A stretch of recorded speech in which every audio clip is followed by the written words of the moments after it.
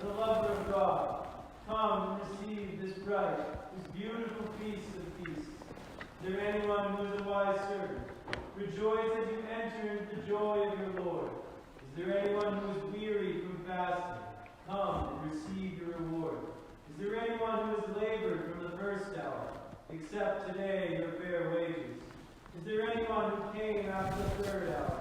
Be glad as you celebrate the feast. Is there anyone who came after the sixth hour? Have no doubt, for nothing is being held back. Is there anyone who delayed until the ninth hour? Come forward without any hesitation. Is there anyone who came up only at the 11th hour? Do not be afraid because of your lateness. For the honor and generosity of the Master is unsurpassed. He accepts the last as well as the first. He gives rest to the 11th hour arrival, as well as to the one who labored from the first. He is as merciful to the former as he is gracious to the latter. He shows generosity to the one and his kindness to the other. He honors the deed and commends the purpose. Therefore enter, all of you, into the joy of your Lord. Both first and last receive the reward. Rich and poor dance and sing together. Continent and dissolute honor this day. Fasters and non-fasters enjoy a feast today. The table is filled and everyone should share in the luxury. The calf is fattened and no one will throw away hungry. Come one and all and receive the banquet of faith.